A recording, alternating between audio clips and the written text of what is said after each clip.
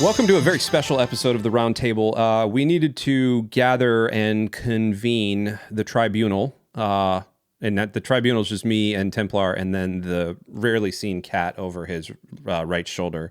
The other side. That cat over there. Is that your left shoulder? I'm bad with like the directional things. Right shoulder. Yeah, right shoulder. That cat very rarely comes out of hiding. And I don't know, what does he eat? Yes. Like bugs and stuff? Like does he come out for food, or does he just kind of hang out under a bed?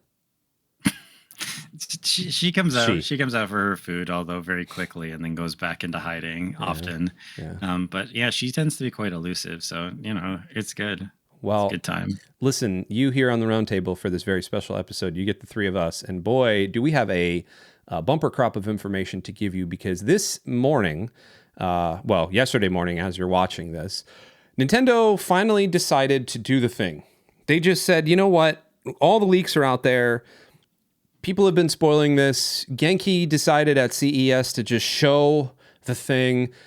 We just need to make it official. And Nintendo did the most Nintendo thing ever and essentially just dropped a 2.5-minute video on YouTube and said later, and then left. There was no event.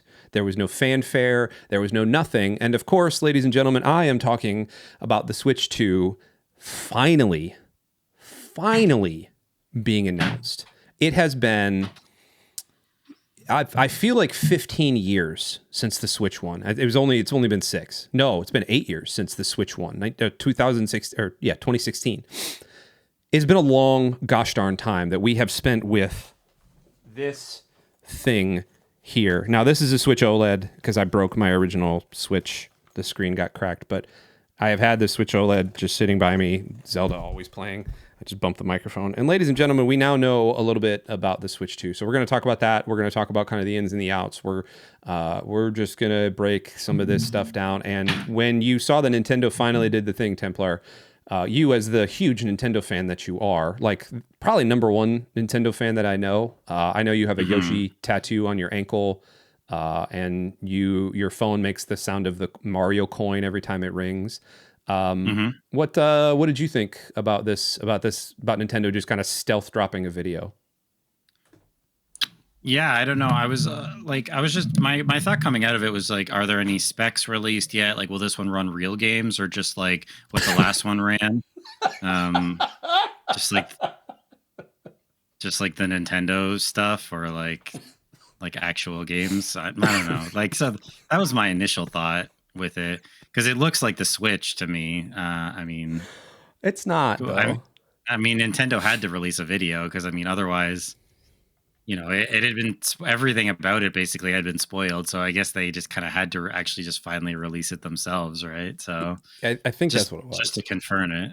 Yeah, I think that's what it was. So this is the original Switch here. This is the one that I just held up to the camera.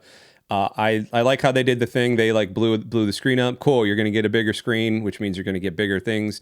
I want to break some of the specs down here or some of what was released. You finally get 2 USB-C ports, which there's one on the bottom, and then that's fine with the buttons, but then you get a USB-C port on the top. I will tell you what, trying to play anything in like handheld mode when that stupid charger is just at the bottom, like you can't set the thing down if you're on an airplane. You have to hold it the entire time, and it's like the least ergonomic handheld ever.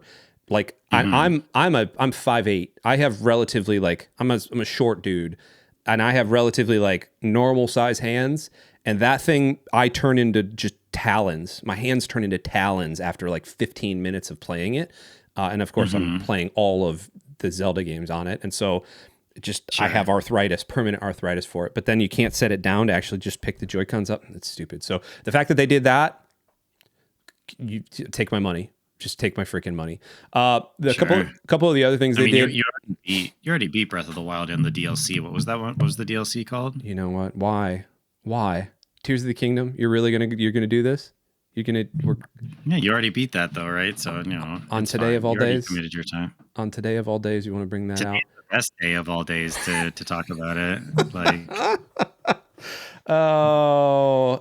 yeah. So, and then this kickstand thing again. That's pretty cool. You get to lay that all down, because the problem with the original Switch is that it had this like essentially just like a piece of bubble gum on the back of it, and that's all it was just like a little plastic piece of bubble gum, and then you could just like set it down and it snapped immediately.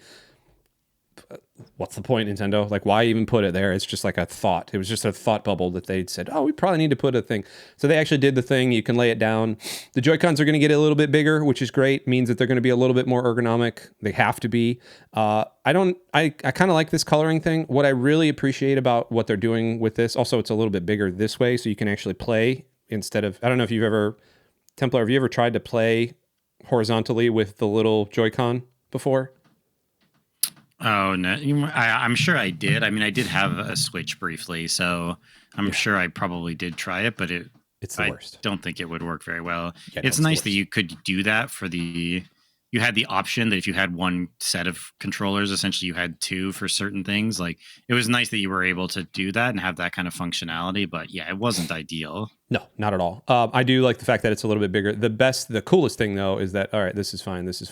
The way they actually connect to the Switch. So no more do you have to slide into those stupid rails that after a while just don't hold on. Now they're actually held by freaking magnets. Welcome to, like, everything has a stinking Look, this is a magnet on the back of my phone. I've got 14,000 magnets around me. Nintendo, did you just think that like rare earth materials were just not going to be there? Magnets are like the easiest thing to like make ever. Yes, in our Twitch chat right now, somebody's saying welcome to the future. It's magnetic. I think this is not even welcome to the future. This is like welcome to World War II. I think they were using magnets in World War II. Welcome to the compass, you know? So all of that's being said, like now you can actually connect the thing. I'm assuming you'll be able to pull it off with like a decent enough force. The problem with the Switch 1 is that those rails get really loose, and then you've just got this very like quote unquote expensive piece of hardware that just rattles around like a Fisher Price thing. So I'm really happy about that. I'm really happy they didn't say anything about the screen. Nothing about the screen. They have not said anything about processing power. They have not said anything. It's called the Switch 2. Congratulations. They did reveal that there's going to be a brand new Mario Kart, which is going to be great because Mario Kart 8... Shocking no one. Yeah, exactly. Shocking no one. Mario Kart 8 is older than... I think it's older than my youngest child. I think. I would have to say. And he's 15. I think it's like 12 years old. It's still like one of the... still $90 though. Well, it's 90 Canada dollars. Yes. It's 60 like 30 American dollars. Yeah, it's like 25 American, plus they give you a tank of gas. It's like $5 American. Yeah, they give you a tank of gas on the way out after you buy it, because that's America, right? America, Jack.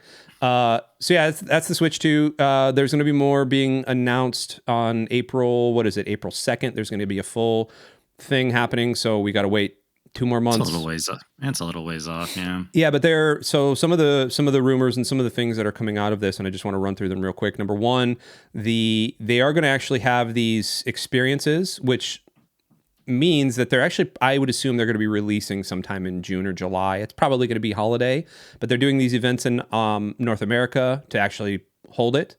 I'm not going to be able to go anywhere. No, we're not going to be in. We're going to be in London, but not in April. So they're going to be all the way up through May, and, you know, Hong Kong, Taipei, all of this other stuff. Will it have some weirdness? Yes, sure. It's going to have all the weirdness. Is it backwards compatible? It did say it's going to be backwards compatible, which, congratulations, Nintendo.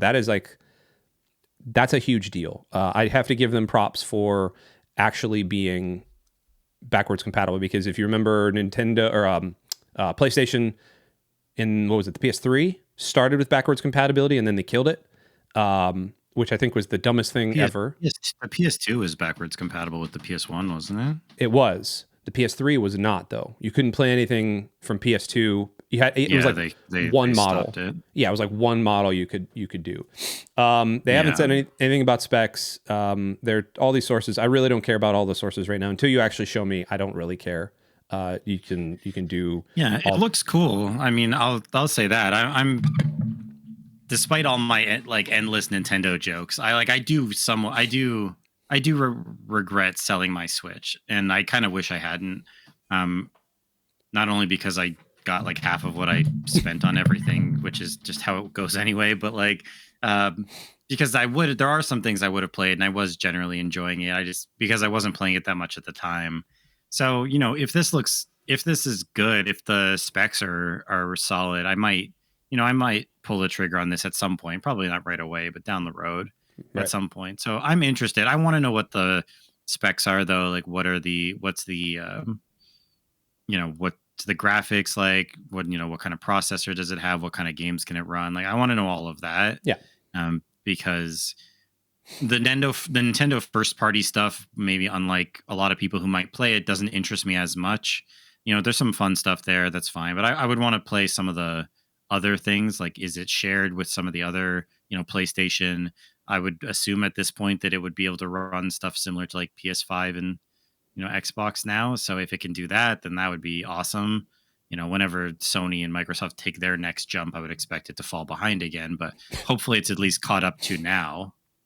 Well, I think you're swinging for the fences there, because we had some people in our chat, first off in our Twitch chat, saying backwards compatible. Bougie said it didn't say it was only some backwards compatible. They confirmed in 2024 that it will be backwards compatible. They said certain may not be supported or fully compatible. So certain ones, that probably means like not a whole lot. I would trust Nintendo to do the Nintendo thing, because they're still selling all of those copies of Mario Kart 8. If Mario Kart 8 is not backwards compatible, I think the country of Japan will burn. Like, I think somebody will light the whole country on fire. I would assume all their first party stuff that they're still charging full price for after like many, many, many years will be backwards compatible, I would assume. Yeah. And you think, like, we can bag on them for charging all of that money, but like, people are still paying it, man. People still buy those things. Oh, it's fine. People still buy Bethesda games, but that's a whole nother conversation. So, I mean... Can we do a whole episode about Bethesda, please? I would love to. Can we get Fox on? Oh, no, we might break her heart. That's the problem. No, I don't think we would. I think she'd be fine. You think she might break our hearts? Like, you think? She might break a knee. Anyway, side tangent, but wait, member of the community knows some people at Bethesda and is there, but that's separate. But yeah, despite Nintendo's not very consumer friendly policies, yes, people absolutely will buy it. And I mean, they've generally done a good job. Again, despite my criticism, the Switch was awesome. Like, it was great. It was really cool for what it could do. It obviously had a lot of problems, had the Joy-Con issues. It had things that wore out. It wasn't a perfect iteration of it, but it was great. And I mean, people loved that they were doing different things, and it's not just another console like the PS5. And I like my PS5, but it is something very different. Yeah. And if they take another jump with the Switch 2, I think, of course, people are excited about it. So why not? Yeah. And like I said, I might even pull the trigger on it down the road. So we'll see. Whoa. What is the chances right now? Like, just given what we know, which is not a whole lot, are we like 50-50 you're going to buy it? Like 60-40, like 40-60? It depends on specs and what will run on it. Like, if it will run stuff that, like, if it will run like PS5 type games, like, I know not everything would be available, but like, if stuff will be available on like PS5, Xbox, and Switch 2, I might get it for the Switch 2 just to be able to play it like on the go or something like that. But it just depends what the specs are. If it will basically just do like the Nintendo stuff and then maybe like last gen stuff from other consoles, I probably won't be interested. But ooh, here's a good comment from our community that I didn't even bring in. Dr. Level Up says, it's going to be on Switch 2, tons of Microsoft games, studio games, which is going to be wild. Microsoft about to make bank going third party. Dang. No, so that's encouraging to me that it will be like the specs will be pretty decent. Yeah. Dang. Yeah, that's not good. And also it will have access to all the old retro titles, so Super Nintendo and 64 games, all the things that you subscribe to for $30 a year or $50 a year, whatever it is on Nintendo Online. You can play all those things. That's a good comment. I do need Red Dead Redemption 2 on the Switch too. I'd play that.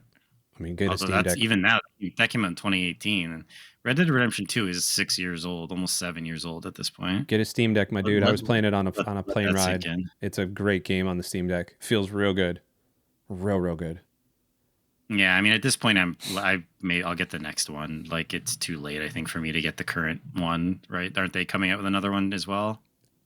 Yeah. Well, theoretically, it's probably going to be 2026 because the new whatever. This is not the episode to talk about this. We're talking about the Switch, but just let me just rip at a new Steam Deck or a new ROG Ally, and we should just start a handheld gaming podcast or a show. Anything else about the Switch 2 other than kind of my hot take, which is I'm gonna buy this? It looks cool. I mean, some quality of life updates, right, with the Joy Cons, making it more ergonomically friendly, bigger screen. So I like some of the directions they're going with it. I think switching to the magnetic side pieces is interesting. The point was raised of whether those little pieces might be at risk of breaking off. So that'll be interesting to see, like how I would imagine that they tested that pretty thoroughly. I would hope Yeah, they so. had 8 I years to like I test like on these stupid rails, and these rails just continually just look. It's just loose. It's just. Can you hear that? Can you hear how loose that yeah. is? I like the quality of life updates they did. I like the ergonomic upgrades that they did. I'm cautiously optimistic for it. I am not the target audience for this, though. So, with that being said, it's pretty good that me not being the target audience is somewhat interested, depending on what I hear more about it. So, I yeah, will. I will also say if they don't go OLED or mini LED, like if they go back to an LCD screen, I'm going to be very disappointed because the OLED version of the Switch was everybody was like, yeah, it was okay.